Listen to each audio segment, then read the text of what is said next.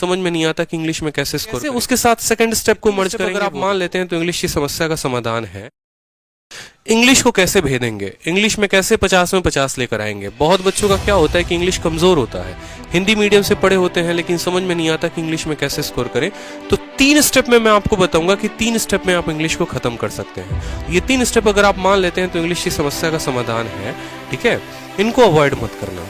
पहला स्टेप हो गया आपको कि सिलेबस को कंप्लीट करना है। कहां से करोगे, तो each and every page of plinth to paramount. ये किताब ऐसी बनी है ना कि ये ब्रह्मास्त्र है इंग्लिश के लिए।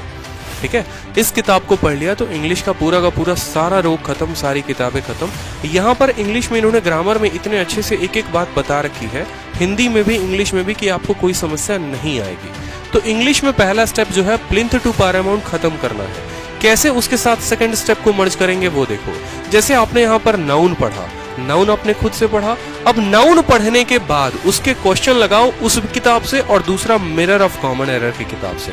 मिरर ऑफ कॉमन एरर एक किताब आती है जहां पर आपको चैप्टर वाइज दे रखा है कि नाउन के 50 सवाल, प्रोनाउन के 50 सवाल, एडजेक्टिव के 50 सवाल, एडवर्ब के। तो मैंने जो पढ़ाई किया था वो मैंने ऐसे ही किया था कि पहले मैं इनकी किताब पढ़ता था, ग्रामर के सारे पॉइंट्स लिखता था कॉपी में, और उसके बाद जो है मैंने यहाँ पर मिरर ऑफ कॉमन एरर से क्वेश्चन लगाए।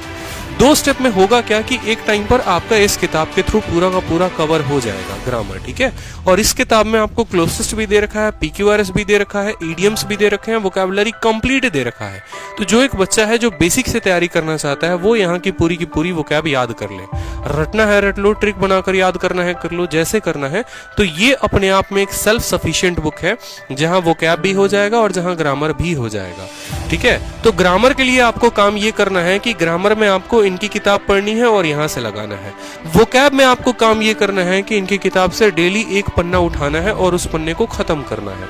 ठीक है, और तीसरा स्टेप आता है आपका प्रैक्टिस का, कि प्रैक्टिस कैसे करोगे। तो देखो, प्रैक्टिस के लिए 2 चीजें इंपॉर्टेंट है। जब आपका ये सिलेबस खत्म हो जाएगा ना, तो मैंने एक वीडियो बनाई थी और आप जाकर मेरी प्लेलिस्ट में देखोगे कि ये 4 एप्लीकेशन जिससे मेरे काफी मार्क्स बढ़े, या ये एप्लीकेशन जिससे मेरे मार्क्स बढ़े, उसमें मैंने इंग्लिश का एक बहुत ही बेहतरीन ऐप बताया। एसएससी इंग्लिश क्विज के नाम से आता है, उसका डिस्क्रिप्शन भी मैं इसके लिंक में डाल दूंगा। उस एप्लीकेशन का फायदा ये, वो उसमें जितनी चीजें दी होंगी ना, आप उनको जाकर प्रैक्टिस करना। आज तक जितने बच्चों को सजेस्ट किया, कभी किसी से नेगेटिव रिव्यू नहीं आया। वो एप्लीकेशन मेरा नहीं है, किसी का भी है, मुझे नहीं पता।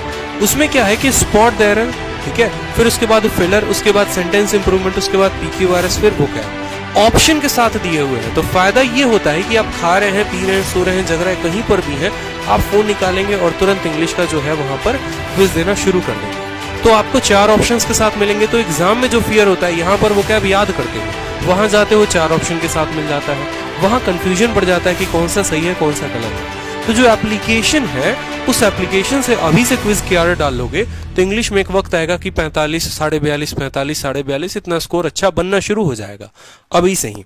ठीक है, तो आप इस ऐप की मदद ले सकते हो। जिनको मोबाइल में ऐप चलाना नहीं आता वो किरण की किताब भी खत्म कर सकते।